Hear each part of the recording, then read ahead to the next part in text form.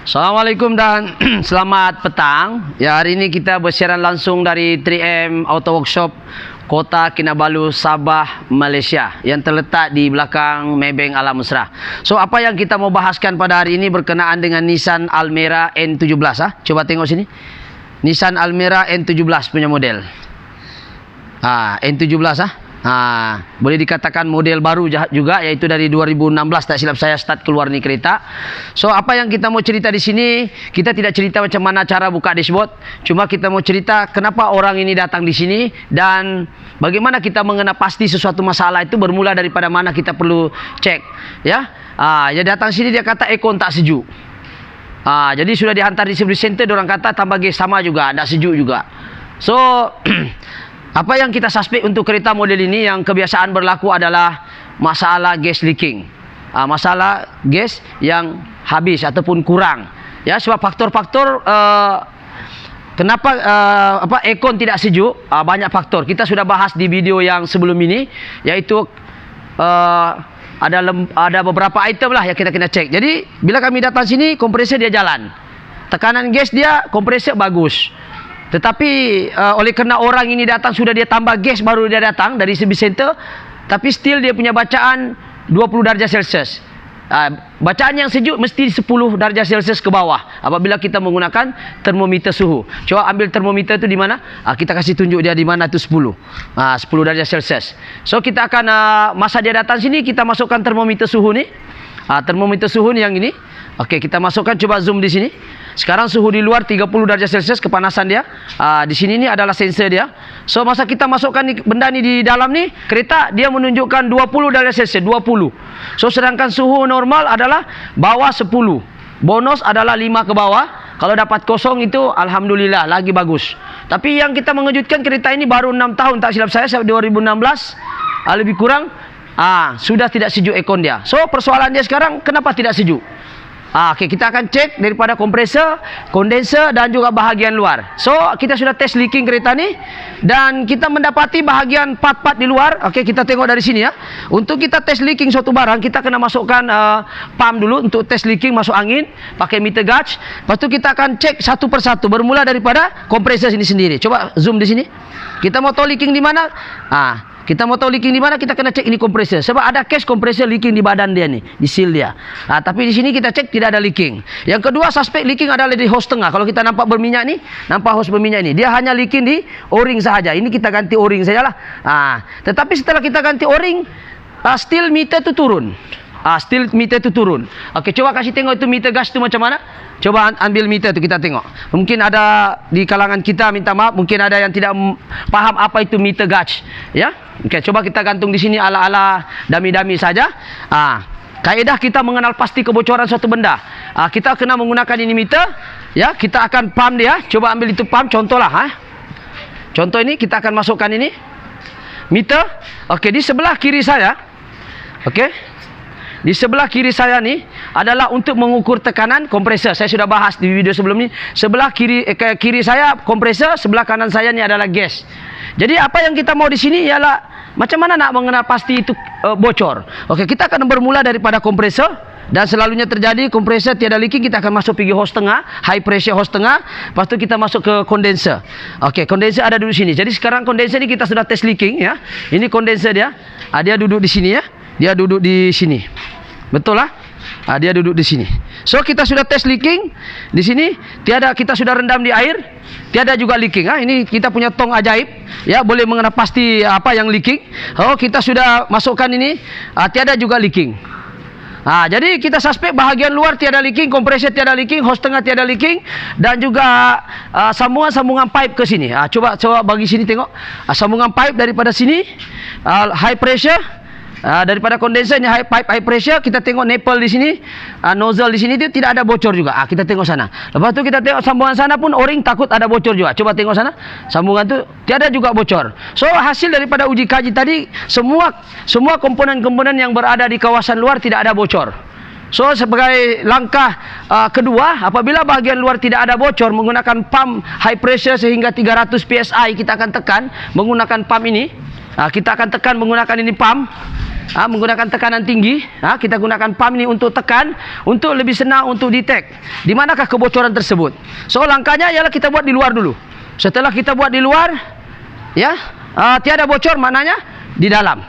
So apabila di dalam, bukan semudah kita pakai baju nak buka itu cooling coil di luar. Cooling coil di luar kita kena barai dashboard. Macam mana nak barai dashboard? Cuma apa yang dimaksudkan barai dashboard? Jom kita tengok bagaimana keadaan cooling coil. Untuk keluarkan cooling coil tu, macam bagaimana keadaan dia. Jom kita masuk dalam tengok. So ini keadaan dashboard setelah kita buka. Kita terpaksa buka sebab cooling coil tu duduk di dalam sini. Tunjuk satu orang pemain di mana itu cooling coil duduk. Ambil itu housing, contoh housing dia. Dia duduk di mana? So untuk membuka ini benda, kita perlu buka semua steering, kabel, besi, nut-nut yang berkaitan dengan soket-soket yang berkaitan. Jadi untuk mengeluarkan cooling coil, kita perlu keluarkan itu housing. Sebab housing itu terletak di cooling coil itu terletak dalam housing ni. Ini housing dia, ya. Ini housing dia. Okey. Dia duduk di mana? Cooling coil tu, dia duduk mana? Okey. Dia duduk sini. Ini hari kita hanya cerita macam mana nak keluarkan tu cooling coil. Dalam masa yang sama kita nak cerita bagaimana dia punya keadaan. Okey? Dia duduk di sini. So nak keluarkan ini benda, kena buka dashboard, kena buka barai semuanya benda ni. Kita buka ni semua untuk keluarkan ini housing yang ada cooling coil sahaja. So boleh angkat keluar. Okey, ini contoh dami-dami saya bagaimana cara-cara kita nak keluarkan cooling coil ni untuk mengenal pasti kebocoran. Sebagaimana analisa saya tadi, di luar tidak ada dan suspek saya adalah cooling coil di dalam. Cuma kita pergi tengok apakah yang terjadi dengan cooling coil tersebut. So satu orang boleh pump, kita detect adakah cooling coil. Ini cooling coil daripada dalam tadi, ya. Kita sudah rendam. Kita akan tekan angin. Okey, satu orang coba pump angin dia. Okey, kita try, ya. Jadi kita akan tengok betulkah cooling coil bocor ni. Kita dah buka setengah mati, tiba-tiba cooling coil dah bocor juga. Kasihan saya. Ya, ini contoh-contoh kita mengenal pasti masalah. Ini pump sudah hidup, Pump sudah hidup, betul? Kita akan tengok betulkah dia bocor. Coba satu orang kasih tengok bubble dia. Tengok. Kita akan rendam. Pump tengah hidup. Inilah keadaan cooling coil yang bocor. Kereta ini berumur macam 5 tahun lebih atau 6 tahun. So inilah keadaan cooling coil yang bocor dan gas cepat habis disebabkan cooling coil yang bocor. Jadi macam mana kita tahu dia bocor? Ada bubble lah. Lepas tu kita tengok pump dia, tengok pump jalan ke tidak. Boleh dengar tu suara dia. Saya letak mic saya ni. Ini kita takut nanti orang bilang kita main game saja. Ini kita letak mic supaya orang dengar itu pump jalan dan kita tengok bagaimana besarnya bocor dia. Inilah kebocoran yang agak ketara. Kalau yang macam begini bocornya isi 2 tong pun habis juga ini hari. Inilah faktor kenapa aircon Almera tidak sejuk, disebabkan cooling coil yang bocor. Okey, itu saja perkongsian pada hari ini. InsyaAllah kita akan ganti cooling coil tersebut kepada cooling coil yang original. Ya, jadi apa yang penting dalam aircon ini, kita tidak boleh mengatakan bila aircon tidak sejuk, gas kurang. Tambah saja gas, tambah saja gas, tambah gas, lama-lama nanti sistem akan jadi hitam. Sepatutnya ini benda bila bocor, ganti yang bocor dan flushing minyak kompresor tersebut, jangan ditambah-tambah saja gas. Jadi bila kita bocor benda tu, kena gantilah. Dan alang-alang sudah buka dashboard, kita akan ganti dan juga akan flushing minyak kompresor itu tersebut supaya minyak yang baru tu, minyak yang lama tu kita gantikan pada minyak yang baru. So keadaan untuk kita buka dashboard ni nampak sendirilah. Boleh nampak sini bagaimana kita membuka kaedah dia. So mungkin part penggambaran lain mungkin kita akan berkongsi bagaimana cara buka dashboard ni one by one. Sebab kalau kita nak cerita satu masa yang sama, duration terlalu lama.